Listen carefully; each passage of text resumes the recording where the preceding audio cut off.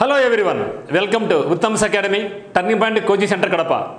మరి మనకు నిన్నటి రోజు అనగా 31 డిసెంబర్ 2023 నాడు సచివాలయానికి సంబంధించి అనిమల్ హస్బెండరీ అసిస్టెంట్స్ ఎగ్జామ్ జరిగింది. మరి యొక్క ఎగ్జామ్ ఏ విధంగా ఉంది, ఈ విధంగా కరెంట్ అఫైర్స్ కానీ, మెంటల్ ఎబిలిటీ కానీ, జనరల్ స్టడీస్ కానీ ఏ విధంగా అడిగారు చూస్తున్నాం. మరి చూడబోయే ముందుగా అందరికీ ఈ యొక్క నూతన సంవత్సర శుభాకాంక్షలు. ఈ యొక్క కొత్త సంవత్సరంలో కొత్త ఆశలతో మీ యొక్క కళలన్నీ నెరవేరాలని మనస్ఫూర్తిగా టర్నింగ్ పాయింట్ కోచింగ్ సెంటర్ మరి ఉత్తమ్స్ అకాడమీ యాప్ కోరుకుంటా ఉంది. సో ఒక టార్గెట్ పెట్టుకోండి, ఒక లక్ష్యాన్ని పెట్టుకోండి, ఒక షెడ్యూల్ వేసుకొని ఎన్ని కష్ట నష్టాలు వచ్చినా సరే దానికి కట్టుబడి ఉండండి, విజయం మన సొంతం అవుతుంది. సో మరి చూద్దామా.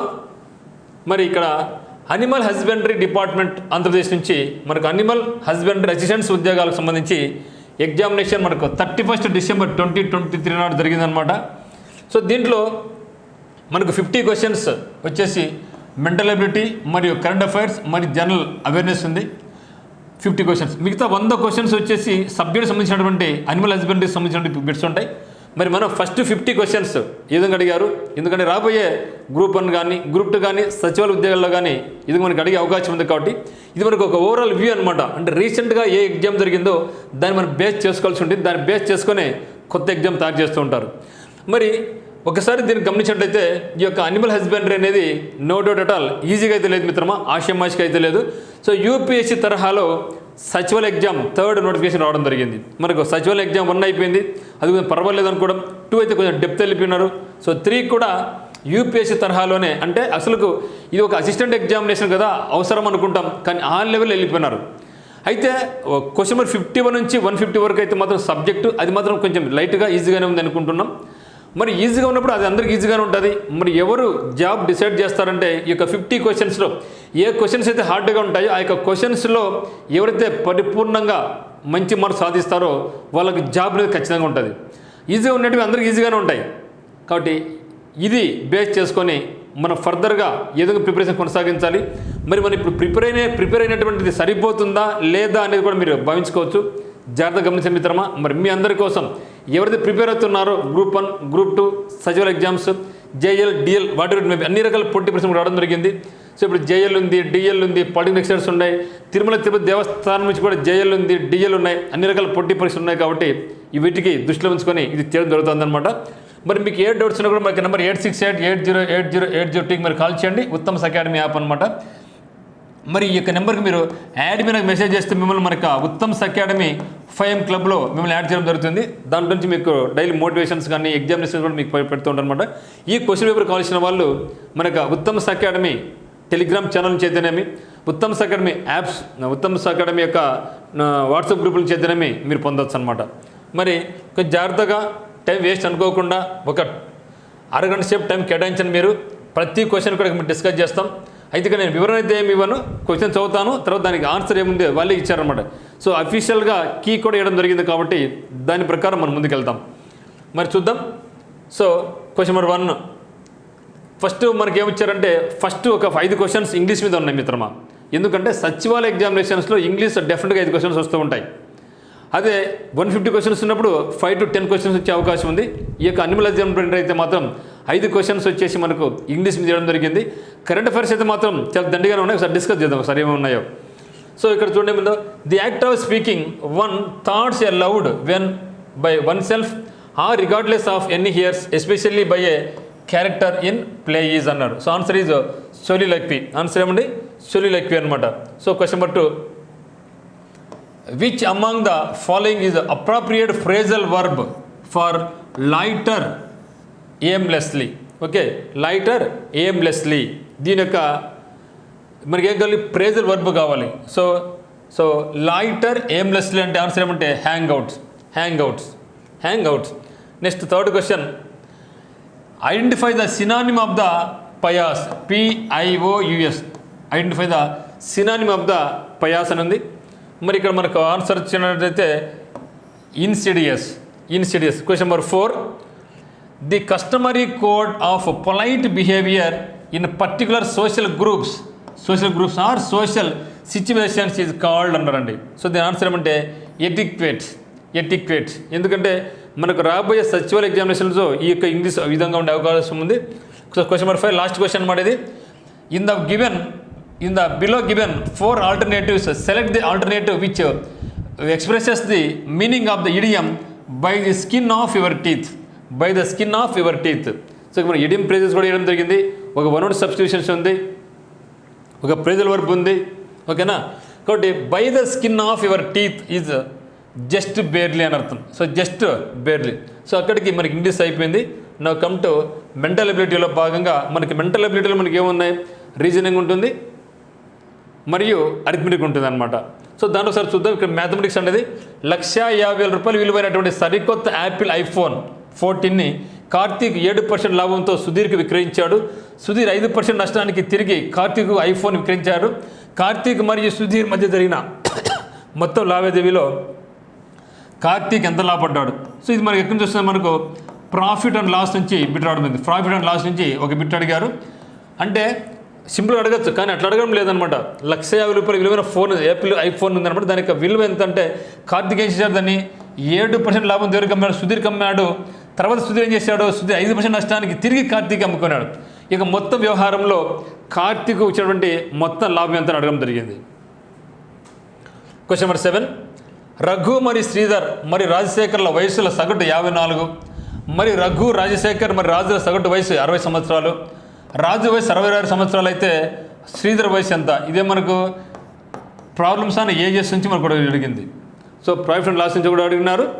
మరి మనకు యావరేజ్ నుంచి కూడా బిట్ అడిగేది యావరేజ్ కింద వస్తుంది మరియు ఏజెస్ కింద మనకు వస్తుంది అనమాట.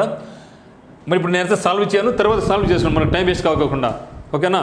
సో ఇక్కడ ఏం చెప్తున్నా? ఇక్కడ రఘు, శ్రీధర్ మరియు రాజశేఖర్ల వయస్సు సగటు 54 మరియు రఘు రాజశేఖర్ మరియు రాజుల సగటు వయసు 60 సంవత్సరాలు.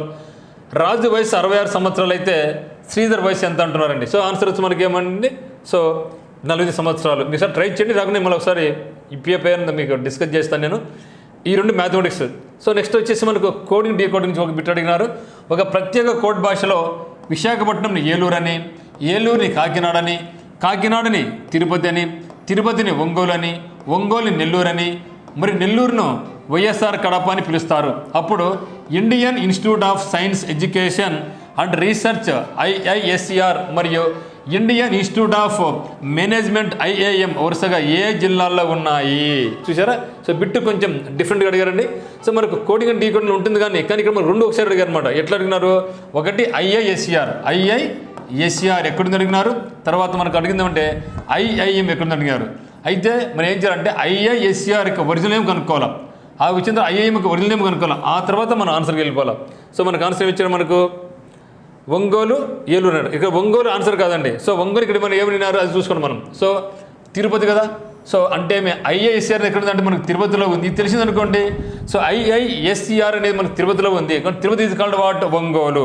ఓకే, అప్పుడు గంగారు ఒంగోలు.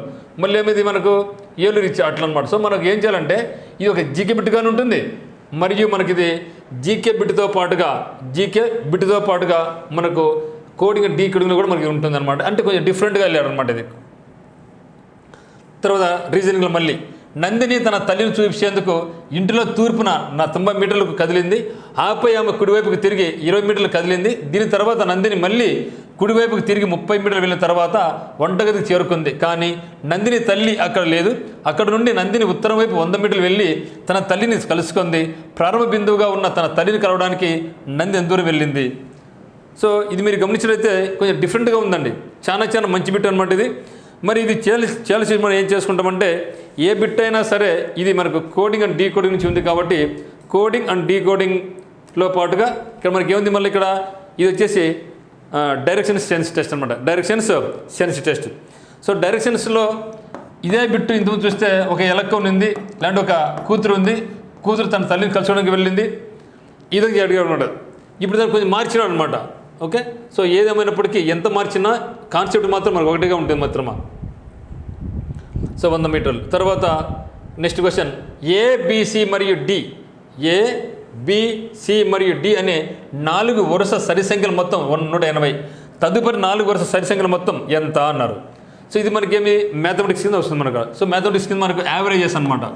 సో యావరేజెస్ కింద ఒక బిట్ అడగడం జరిగింది. అంటే ఏమి ప్రాఫిట్ అండ్ లాస్ కింద ఒక బిట్ ఉంది, ఏజెస్ కింద ఒక బిట్ ఉంది, కానీ యావరేజ్ కింద ఒకటి ఉంది, డైరెక్షన్స్ కింద ఒకటి ఉంది, మరి కోడింగ్ డీకోడింగ్ కింద ఒక బిట్ అడగడం జరిగింది. సో అక్కడికి 5 క్వశ్చన్స్ అయిపోయినాయి. తర్వాత శనివారం నుండి ప్రారంభమైతే అయ్యే 31 రోజుల నెలలో ప్రతి శనివారం మరియు ప్రతి ఆదివారాలు సెలవులు అయితే ఆ నెలలో ఎన్ని పని దినాలు ఉంటాయి? ఇది మనకు క్యాలెండర్స్ అన్నమాట. క్లాక్స్ అండ్ క్యాలెండర్స్ కింద ఈ బిట్ అడగడం జరిగింది. రీజనింగ్ కింద వస్తుంది కూడా మనకు. తర్వాత సో అక్కడ మొత్తం ఇచ్చేసి మనకు కరెంట్ అఫైర్స్ ఎన్ని ఇచ్చారు మనకు ఇంగ్లీష్ వచ్చేసి 5 క్వశ్చన్స్ ఉన్నాయి. అరిథమెటిక్ మరియు రీజనింగ్ కలుసుకొని మనకి ఎన్ని ఇచ్చారంటే 6 క్వశ్చన్స్ ఇవ్వడం జరిగింది. 6 క్వశ్చన్స్ ఇవి వచ్చేసి 5, మొత్తం ఆడికి 11 క్వశ్చన్స్ అయిపోయినాయి. నెక్స్ట్ 1923లో తూర్పుగోదావరి జిల్లాలో కాకినాడలో జరిగిన అఖిల భారత కాంగ్రెస్ కమిటీ వార్షిక సమావేశానికి అధ్యక్షత ఎవరు వహించారు? ఈ బిట్టు జస్ట్ ఒక 3 days ముందు నేను చెప్పడం జరిగిందండి మీకు. ఎందుకంటే ఇప్పుడు మనకి ఇక ఇండియాలో ఐఎన్సి సమావేశం జరుగుతూ ఉంటాయి. దాంట్లో ముఖ్యంగా మన ఆంధ్రప్రదేశ్లో మొట్టమొదటిసారిగా కాకినాడలో ఒక చిన్న ఊర్లో అని చెప్పచ్చు. అప్పట్లో పెద్ద పట్టణం కాదు, కాకినాడలో ఐఎన్సి సమావేశాలు జరిగినాయి. ఇక 1923లో అంటే ఇప్పుడు ఎన్నేళ్ళు అయిపోయింది, 100 ఏళ్ళ సందర్భంగా ఒక బిట్ రాయడం జరిగింది. సో 100 ఏళ్ళు అయిపోయింది కాబట్టి మనకు కంపల్సరీ గుర్తుపెట్టుకోవాలి. మరి దీనికి మహాత్మా గాంధీ గారు హాజరు కాలేదు. ఎందుకు హాజరు కాలేదంటే అప్పుడు ఆయన జైలు శిక్ష అనుభవిస్తున్నారు అనమాట.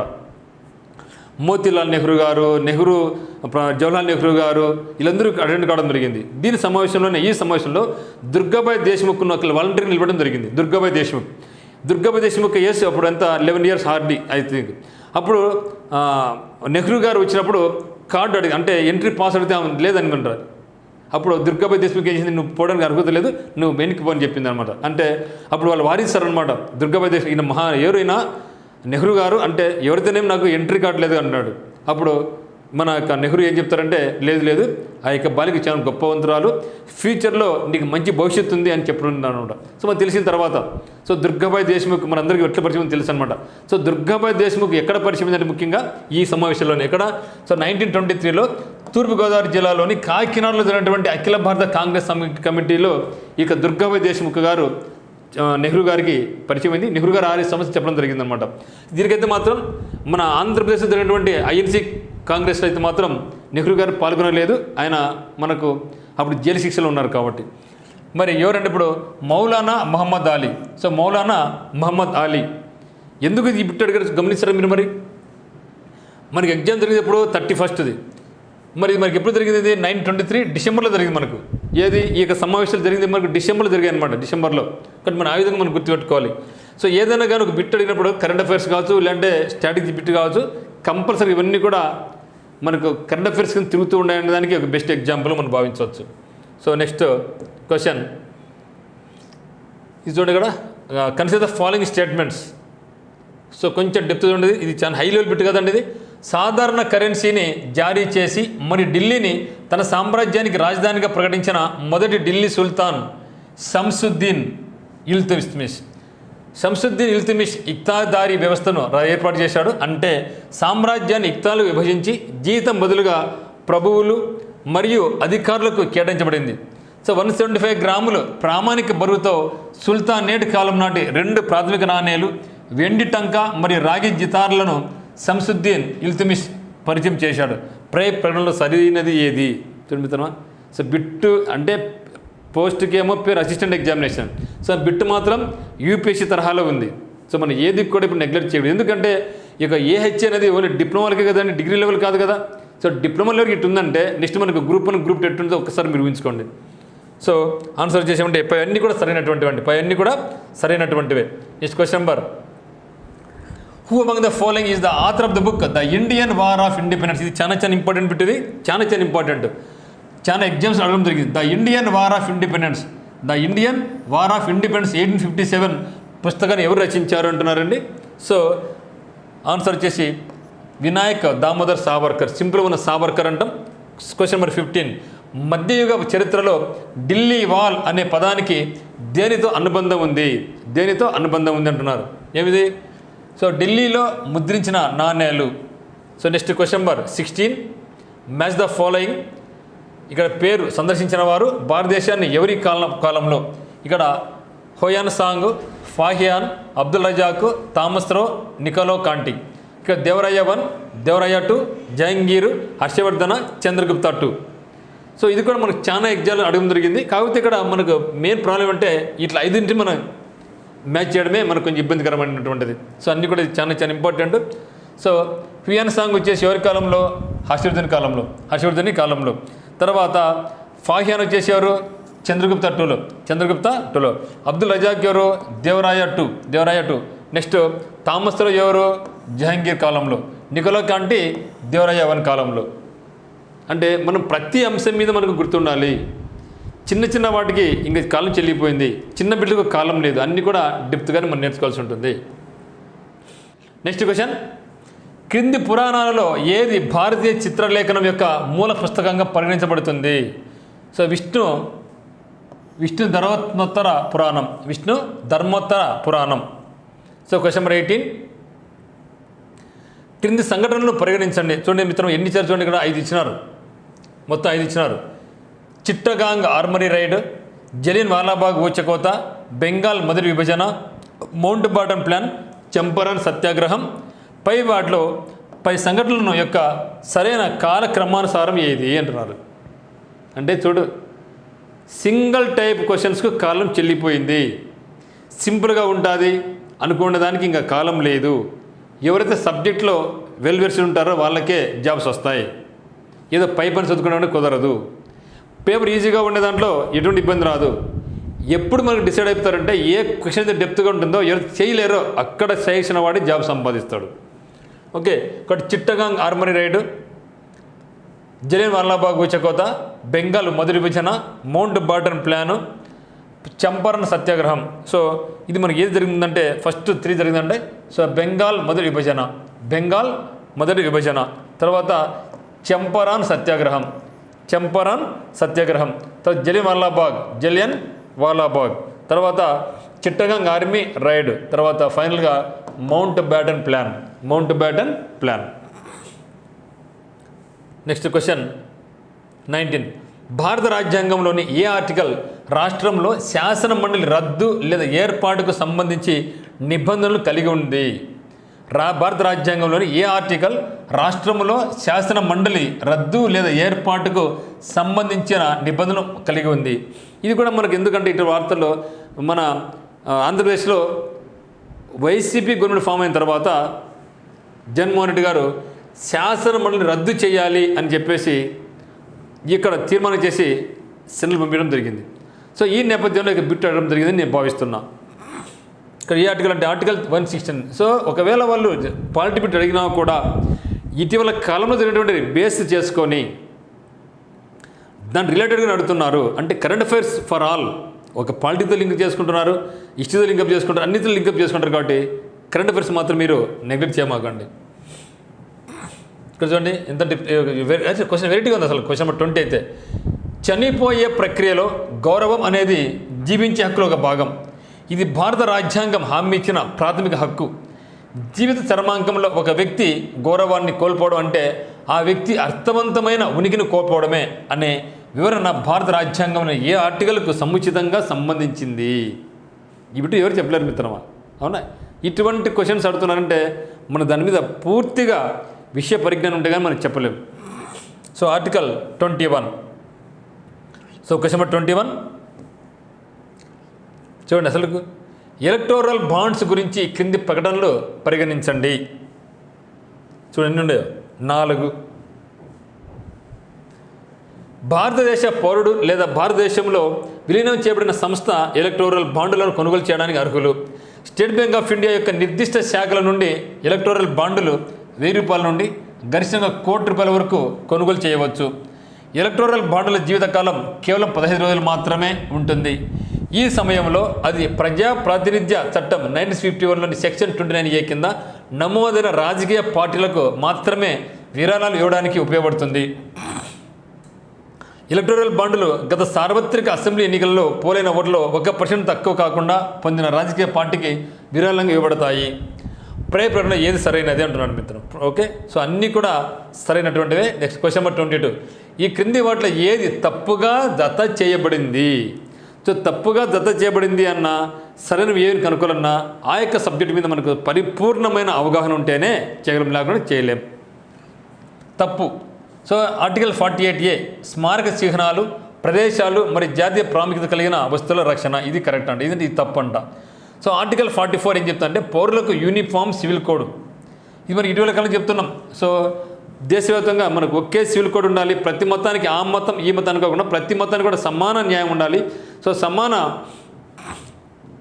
స్వేచ్ఛ ఉండాలి, ఓకే, అందరికీ ఒకే కోడ్స్ ఉండాలని చెప్పడం జరిగింది. ఆర్టికల్ 26 మతపరమైన వ్యవహారాలను నిర్వహించే స్వేచ్ఛ.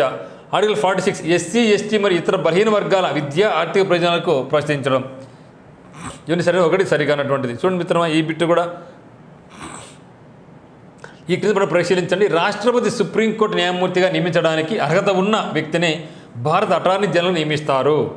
అటార్నీ జనరల్ యొక్క విధి చట్టపరమైన విషయాలపై భారత ప్రభుత్వానికి సలహా ఇవ్వడం మరియు రాష్ట్రపతి సూచన లేదా కేటాయించిన చట్టపరమైన ఇతర విధులతో నిర్వహించడం. నిధుల నిర్వహణలో అటార్నీ జనరల్కు భారతదేశ భూభాగంలోని అన్ని కోర్టులలో హాజరయ్యే హక్కు కూడా ఉంటుంది. ప్రయత్నంలో ఏది తప్పు అంటారండి, ఏది తప్పు అంటే ఏవి కాదు, అన్నీ కూడా సరైనటువంటివి మిత్రమా. నెక్స్ట్, ఆర్థిక లేదా ఇతర వైఫల్యాల కారణంగా న్యాయవాదిని నిమగ్నం చేసుకోలేని ఆరోపణలు ఎదుర్కొంటున్న వ్యక్తికి ఉచిత న్యాయ సేవలు పొందే హక్కును భారత రాజ్యాంగం ఏ ఆర్టికల్ అందిస్తుంది? So article 39A. Question number 25 కొన్నిసార్లు వార్తల్లో కనిపించే Shaktivahini versus union of India క్రింది వాటిలో దేనికి సంబంధించింది అంటే పేపర్ చదివితే ఇది మనం కనుక్కోవచ్చు అనమాట. ఇటీవల కాలంలో వార్తల్లో ఏం కనిపించింది మనకు? Shaktivahini versus union of India అని చెప్పండి. అయితే దేనికి సంబంధించింది? రామ జన్మభూమి బాబ్రీ మసీదు భూమి యొక్క కేసు, ఎస్సీ ఎస్టీ చట్టం దుర్వినియోగం కాకుండా నిర్వహించడం, పరువు హత్య కేసు. ఏమిటి? పరువు హత్య కేసు అనమాట. Next, lunar polar exploration machine లూపెక్స్ గురించి ఈ క్రింది ప్రకటనలు పరిగణించండి. చూడండి బిట్టు ఎట్టుందో, ఇది కరెంట్ అఫైర్ బిట్టే. సో లూపెక్స్ అనేది Russian space agency RSA, Russian space agency మరి ఇస్రో ఇండియాది ఇస్రో మధ్య ఒక సంయుక్త మిషన్. మరి లూపెక్స్ మిషన్ అంగారకుడిపై నీటి పరిమాణం మరియు నాణ్యతను పరిశోధిస్తుంది. లూపెక్స్ మిషన్లో రష్యన్ స్పేస్ ఏజెన్సీ మరి ఇస్రో వరుసగా రోవర్ మరి ల్యాండర్లను అభివృద్ధి చేస్తున్నాయి. ఈ బిట్టు లూపెక్స్ గురించి మన కరెంట్ అఫైర్స్ కంటెంట్లో నీట్గా ఆ యొక్క బొమ్మలతో సహా ఇవ్వడం జరిగింది. పైపడంలో ఏది తప్పు అంటే సో పై అన్నీ కూడా తప్పులే మాత్రం, పై అన్నీ కూడా తప్పులే. సో నెక్స్ట్, జామున్ చెట్టు అంటే సిజిజియం క్యూమిని యొక్క జన్యు శ్రేణిని మొట్టమొదట ఏ పరిశోధకులు పూర్తి చేశారు? అన్ని తప్పులు అన్నప్పుడు మనకి ఛాన్స్ జాగ్రత్తగా ఉండాలి కదా. సో జామున్ చెట్టు సిజిజియం క్యూమిని యొక్క జన్యు శ్రేణిని మొట్టమొదట ఏ పరిశోధన పూర్తి చేశారు అంటే Indian institute of science education research IISER Bhopal. So IISER మన ఆంధ్రప్రదేశ్ ఎక్కడుందో తిరుపతిలో ఉంది, అది కూడా బిట్టు అడగడం జరిగింది, మరి దీన్ని కూడా అడగడం జరిగింది. కవచ్, ఇది కూడా కరెంట్ అఫైర్స్ మిత్రమా. కవచ్, సో కవచ్ గురించి ఈ క్రింది ప్రకటన పరిగణించండి. కవచ్ అనేది స్వదేశీయంగా అభివృద్ధి చేయబడిన ఆటోమేటిక్ ట్రైన్ ప్రొటెక్షన్ వ్యవస్థ. నిర్దిష్ట వేగ పరిమితిలో రైలును నడిపడమే కాకుండా ఒకవేళ రైల్లో లోకో పైలట్ బ్రేక్ వేయడంలో విఫలమైతే ఆటోమేటిక్గా బ్రేకులను వర్తింపజేయడం ద్వారా కవచ్ లోకో పైలట్కు సహాయపడుతుంది. ప్రతికూల వాతావరణంలో రైలు సురక్షితంగా నడపడానికి కవచ్ సహాయపడుతుంది. జూన్ 2013లో కవచ్ జాతీయ ATP వ్యవస్థగా స్వీకరించబడింది. దీంట్లో ఇది తప్పు అనమాట, మీదడి సరైనది. ఇది కూడా కరెంట్. నెక్స్ట్ కరెంట్ అఫైర్, ఇది కూడా కరెంట్ అఫైర్సే. ఈ క్రింది వాటిలో ఏ దేశం ప్రపంచంలోని మొట్టమొదటిగా మీథేన్ రాకెట్ అంతరిక్షం ప్రవేశపెట్టింది? ఇది కూడా మనకు కరెంట్ అఫైర్ పెట్టే కదా. ఓకే, సో ఈ క్రింది వాటిలో ఏ దేశం ప్రపంచంలోని మొట్టమొదటి మీథేన్ రాకెట్ను అంతరిక్షం ప్రవేశపెట్టబడింది? So answer China. సో ఈసారి అయితే మాత్రం చైనా మీద 2 బిట్లు అడగడం జరిగింది. చైనా మీద 2 బిట్స్ ఉన్నాయి కరెంట్ అఫైర్సే. Question number 30 voice over new radio గురించి ఈ క్రింది ప్రకటనను పరిగణించండి. So voice over new radio అనేది 5G నెట్వర్క్ల ద్వారా వాయిస్ కమ్యూనికేషన్ సేవలను ప్రారంభించే 5G సాంకేతికత. సో VoNR అనేది 2G 3G మరియు 4G VoLTE వంటి సాంప్రదాయ వాయిస్ సేవల స్థానంలో మరింత సమర్థవంతమైన మరి నమ్మదగిన నాణ్యమైన పరిష్కారం అందిస్తుంది. విఓఎన్ఆర్ తక్కువ జాప్యం, మెరుగైన నెట్వర్క్ కవరేజీలు మరియు మెరుగైన భద్రతా లక్షణాలతో అధిక నాణ్యత గల వాయిస్ సేవలను అందించడానికి డేటా ట్రాన్స్మిషన్ కోసం ఉపయోగించి అదే 5G సాంకేతికతను ఉపయోగిస్తుంది. పై ప్రకటనలో ఏది తప్పు అంటే అన్నీ కూడా కరెక్టే అండి, అన్నీ కూడా కరెక్టే. Again current affairs. X-ray, optical మరియు యూవీ స్పెక్ట్రల్ బ్యాండ్లలో ఖగోళ మూలను ఏకకాలంలో అధ్యయనం చేయడానికి ఉద్దేశించిన మొట్టమొదటి అంకితమైన భారతీయ ఖగోళ శాస్త్ర మిషన్ ఏది? ఆస్ట్రోసాట్. ఇది కూడా కన్ఫర్మ్ పెట్టి కిందనే. నెక్స్ట్, పాఠశాల విద్యార్థుల డ్రాప్ అవుట్ను తగ్గించడానికి బీహార్ ప్రభుత్వం ఈ క్రింది వాటిలో ఏ పథకాన్ని ప్రారంభించింది? ఇది కూడా కరెంట్ అఫైరే. So mission Daksh. Then question number 33. United World Wrestling 53 కిలోల బరువుల విభాగంలో 2023 సంవత్సరపు రైజింగ్ స్టార్ ఎవరు పరిగణించారు? ఇది కూడా కరెంట్ అఫైర్స్ కదా మిత్రమా, ఇది కూడా కరెంట్ అఫైర్సే. సో యునైటెడ్ వరల్డ్ రెజ్లింగ్ 53 కిలోల బరువు విభాగంలో 2023 సంబంధించి రైజింగ్ స్టార్గా ఎవరు ఎంపిక కావడం జరిగింది? So Antim fungal. ఇది కూడా మనం పెట్టడం జరిగింది మిత్రమా. సో మ్యాక్సిమం ఈ బిట్లన్నీ కూడా మనం ఇచ్చినటువంటి దీంట్లో భాగంగా కంటెంట్ ఎంసీక్యూలు ఒకసారి గమనించిన మీరు జనవరి జని తీయండి, ప్రతి బిట్ కూడా మీకు కవర్ అయింది. కాశీ తమిళ సంగమం గురించి ఈ కింది ప్రకటనలు సరిపరిశీలించండి. ఇది కాశీ తమిళం ఇప్పుడు రెండోది జరుగుతుంది అన్నమాట ఇప్పుడు. సో ప్రధానమంత్రి నరేంద్ర మోడీ గారు కాశీకి మరియు తమిళనాడుకి మధ్య రిలేషన్ బాగా పెంచుతున్నారు. ఎందుకంటే ఈసారి తమిళనాడు నుంచి పోటీ చేయొచ్చు నరేంద్ర మోడీ గారు అని భావిస్తున్నారు. కాబట్టి ఇది కాశీ తమిళ సంగమాలు అని చాలా ఇంపార్టెంట్ మిత్రమా.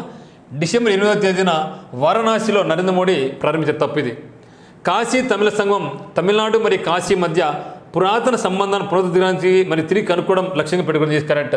కాశీ తమిళ సంగమం 2023 సందర్భంగా ప్రధానమంత్రి real time AI artificial intelligence ద్వారా భాషిని అనే అనువాద సాధనాన్ని ఉపయోగించారు. ఆయన హిందీ ప్రసంగాన్ని తమిళకు ప్రత్యక్షంగా అనువదించబడింది. ఇక భాషిని గురించి నేను మన కమ్యూనిటీలో పెట్టడం జరిగింది.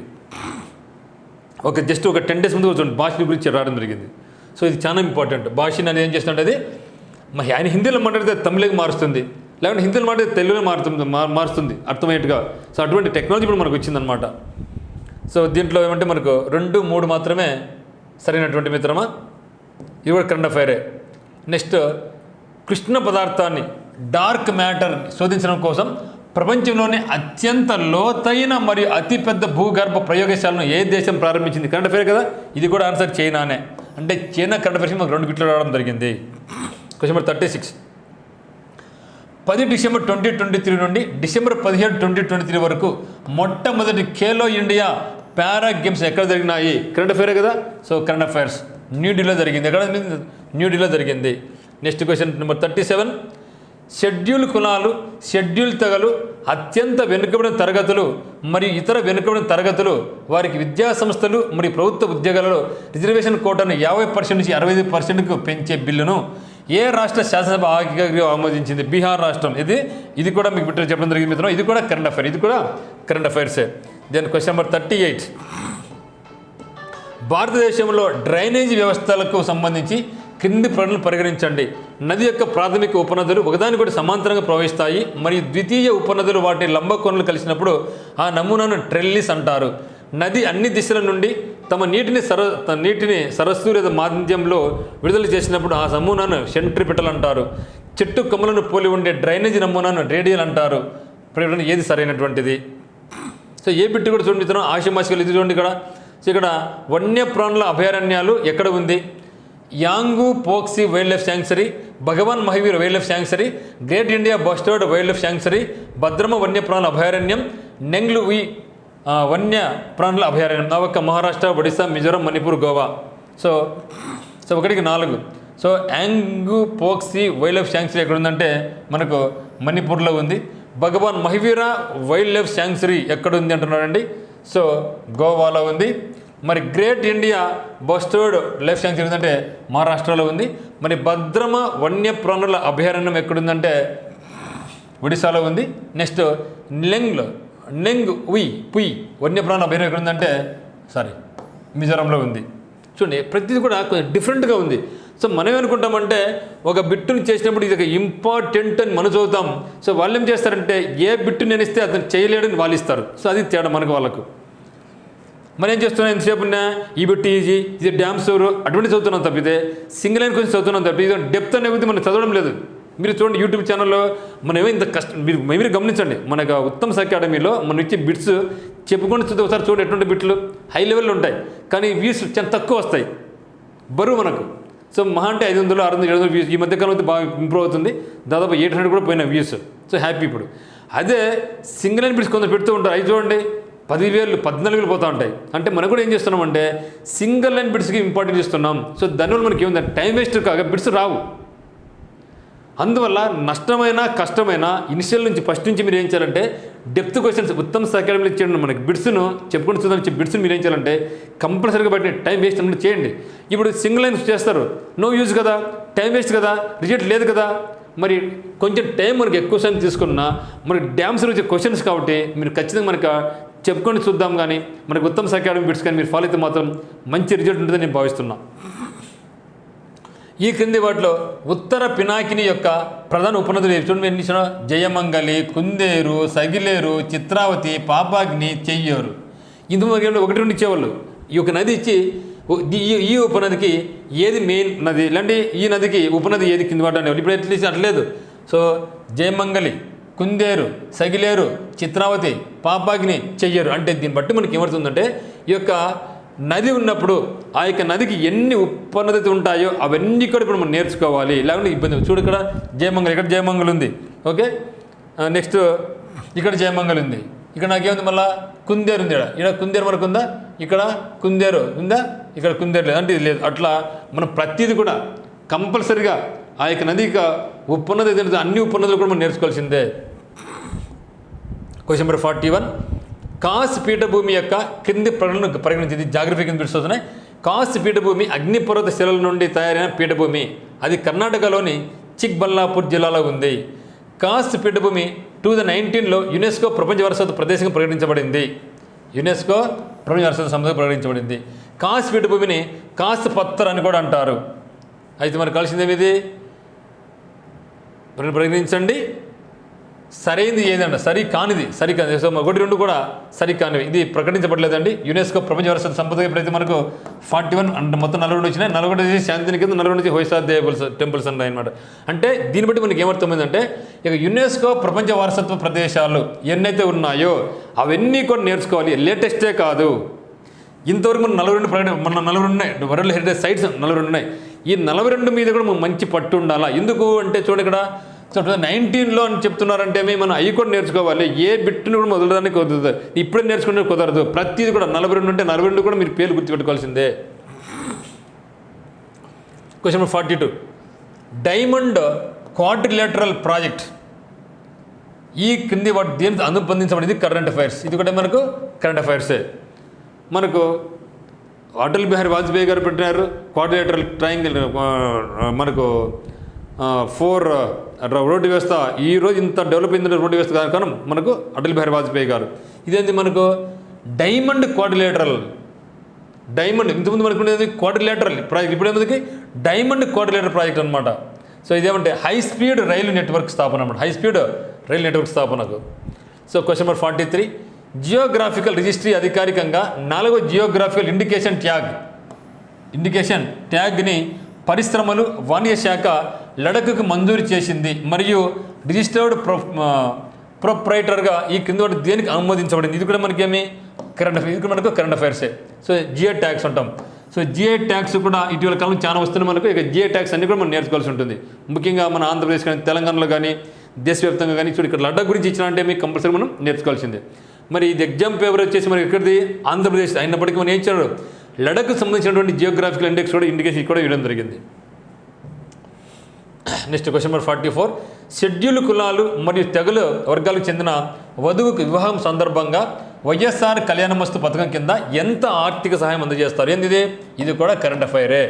₹1,00,000 ఆంధ్ర కరెంట్ అఫైర్స్. నెక్స్ట్ ఈ క్రింది ప్రకటన పరిగణించండి. ఏపీ రైతులను దేశంలోని వ్యాపారులకు అనుసంధానం చేసేందుకు ఈ ఫార్మాకెట్ అనే ఈ మార్కెటింగ్ ప్లాట్ఫామ్ను ఏర్పాటు చేసి దేశంలోనే మొదటి రాష్ట్రం ఆంధ్రప్రదేశ్. వ్యవసాయ ధరలు మరియు సేకరణ యొక్క నిరంతర పర్యవేక్షణ అనే అప్లికేషన్ ద్వారా ప్రతిరోజు ప్రతి రైతు భరోసా కేంద్రం నుంచి వ్యవసాయ ధరలను సేకరిస్తున్న దేశంలోని ఏకైక రాష్ట్రం ఆంధ్రప్రదేశ్. ఇప్పుడు ఏది సరైనది అన్నాడు. సో రెండు కూడా సరైనటువంటి. ఇది కూడా ఏంది మనకు, ఇది కూడా కరెంట్ అఫైర్స్, ఇది కూడా మనకు కరెంట్ అఫైర్సే.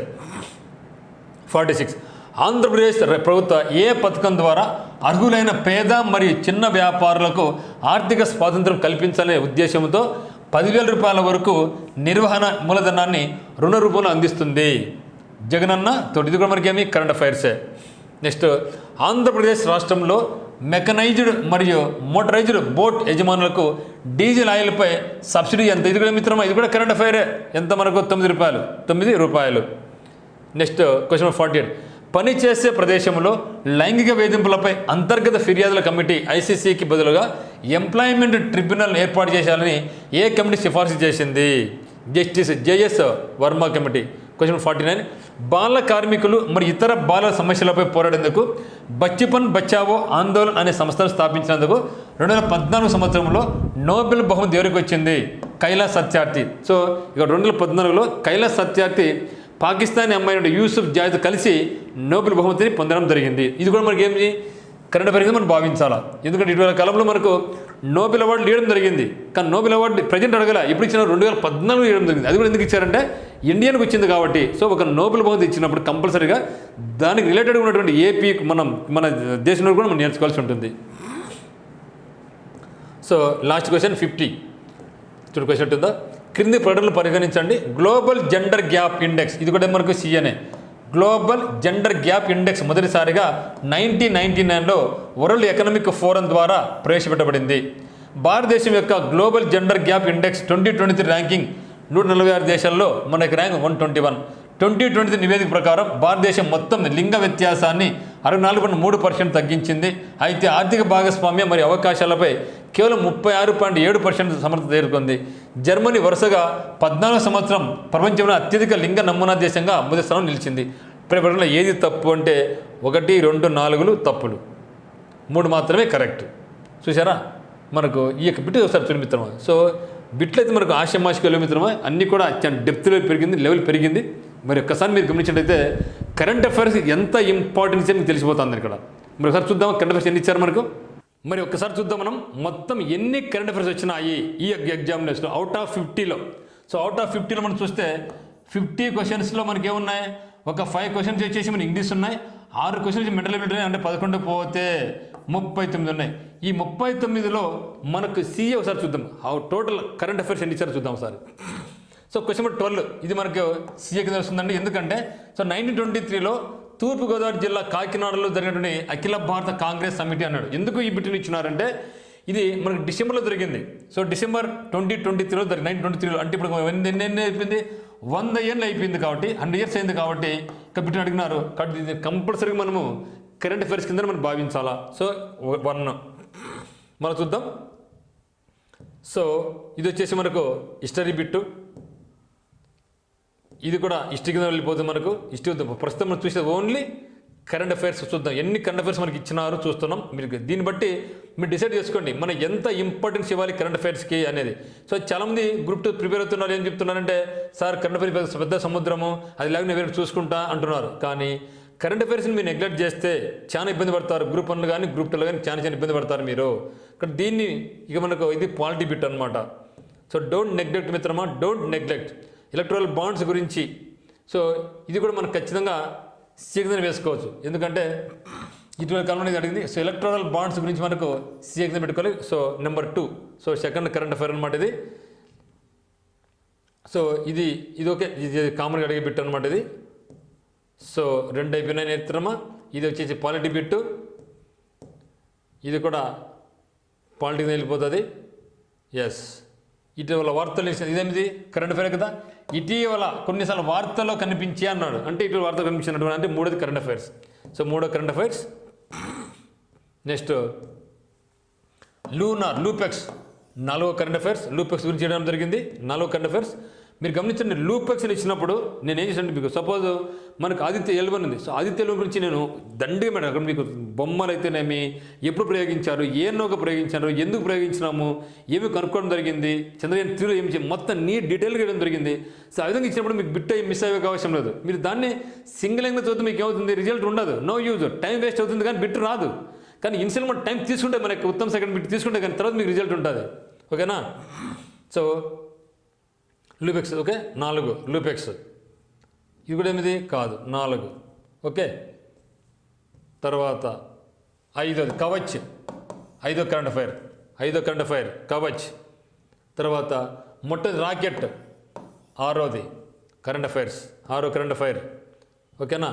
So voice over radio, 7 current affair, 5G network, 2G network. Okay, 7th one. So 8th one, ఎందుకు ఇదే ఆస్ట్రోషాట్ రీసెంట్గా వచ్చింది. 8th current affair గమనించో.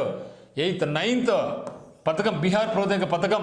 అంటే దీన్ని బట్టి మనకి ఏమర్థమవుతుందంటే మన పథకాలు ఓన్లీ ఇండియావే కాదు, లడఖ్ గురించి జియో ట్యాగ్ అడిగినాడు, ఇప్పుడు బీహార్ గురించి అడిగినాడు, అవునా కదా? సో ఏ రాష్ట్రంలో కొత్త పథకాలు ప్రవేశపెట్టే కూడా మనం నేర్చుకోవాల్సిందే.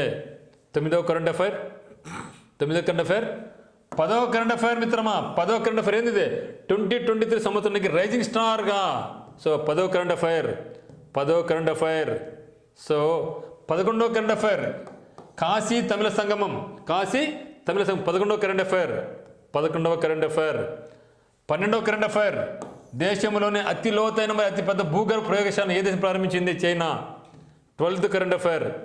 13th కరెంట్ అఫైర్స్ ఏందిదే, పారా, మొట్టమొదటి ఖేలో ఇండియా పారా గేమ్స్ ఎక్కడ జరిగినాయి, 13th current affair. So 15th current affair ఏమిది, రిజర్వేషన్ 50% 60% పెంచింది ఏది, బీహార్ ఇటీవల కాలంలో. ఇప్పుడు బీహార్ నుంచి 2 బిట్లు వచ్చాయి మనకు. ఓకే, 14వ కరెంట్ అఫైర్. సో 14వ కరెంట్ అఫైర్, ఇది 14వ కరెంట్ అఫైర్. తర్వాత ఇది ఓకే,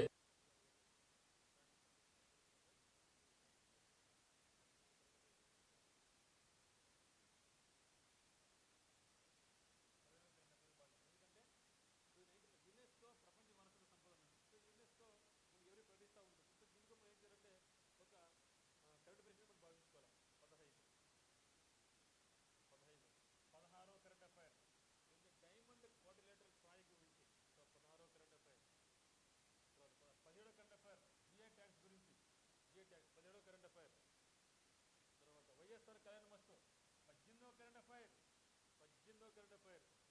తర్వాత 19వ కరెంట్ అఫైర్, రైతు భరోసా కేంద్రాల గురించి 19వ కరెంట్ అఫైర్. నెక్స్ట్ 20వ current affair, Jagananna Thodu. 20th current affair మిత్రమా, 20th current affair. 21 current affairs subsidy మీద, 21 కరెంట్ అఫైర్స్. తర్వాత ఇది కాదు 20, మనకి మొత్తం 21. తర్వాత 22 కరెంట్ అఫైర్స్. 22 అంటే ఏంటి, నోబెల్ శాంతి బహుమతి గురించి కదా. సో 22. తర్వాత 23 చూడండి మిత్రమా, ఎన్ని కరెంట్ అఫైర్స్ ఉన్నాయో చూడండి. సో అవుట్ ఆఫ్ 50లో ఒక 5 క్వశ్చన్స్ ఇంగ్లీష్ పోయినాయి, 6 క్వశ్చన్స్ మిడల్ బెట్టికి పోయినాయి. రిమైనింగ్ మరి ఎంత 39 అంటే 39 సగం ఎంత 19, 20 వేసుకో, అంతకని ఎక్కువ. అంటే more than 50% questions only from current affairs. మరి దీన్ని మీరు నెగ్లెక్ట్ చేస్తారా? సో నెగ్లెక్ట్ చేసే ఎవరికి నష్టం. కాబట్టి ఎప్పుడు కూడా కరెంట్ అఫైర్స్ మీరు నెగ్లెక్ట్ చేయమాకండి, చాలా ఇంపార్టెంట్ అనుకుంటూ ఉంటారు. ఎగ్జామ్ దగ్గర సరిపోతుంది. నో, ఇది కరెంట్ అఫైర్స్ ఇప్పుడు ఖచ్చితం చేసినారు. గ్రూప్ 1 కావచ్చు, గ్రూప్ 2 కావచ్చు. గ్రూప్ 2 మనకు 30 అని చెప్పడం జరిగింది, కానీ గ్రూప్ 1 చెప్పాలా, ఎన్నిట్లో మనకు తెలియదు. సచివాలయ ఎగ్జామ్లో ఇక మీద ఏ ఎగ్జామ్ అడిగినా కూడా కరెంట్ అఫైర్స్ మెయిన్ రోల్ వహించబోతున్నాయి. కానీ మీరు ఖచ్చితంగా మనకు ఉత్తమ్స్ అకాడమీని ఫాలో కండి, ఉత్తమ్స్ అకాడమీ డౌన్లోడ్ చేసుకోండి. మనకి ఉత్తమ్స్ అకాడమీ యొక్క యాప్ తీసుకొని కాకుండా మనకు ఉత్తమ్స్ అకాడమీ వాట్సాప్ గ్రూప్ని జాయిన్ కండి, ఉత్తమ్స్ అకాడమీ టెలిగ్రామ్ ఛానల్కి మీరు జాయిన్ కండి. మీకు ఖచ్చితంగా ప్రతిరోజు కూడా టాప్ మోస్ట్ బిట్స్, అంటే ఇక్కడ top most gun shot bits వచ్చేది రీసెంట్గా ఎటువంటి క్వశ్చన్స్ అడుగుతున్నారు, దానికి అనుగుణంగా నేనే స్వయంగా మీ ఒక ఉత్తమ్ సార్ తయారు చేస్తున్నారు. దీన్ని ఫాలో అయితే మాత్రం మీకు మంచి రిజల్ట్ వస్తుంది మిత్రమా. So thank you for watching.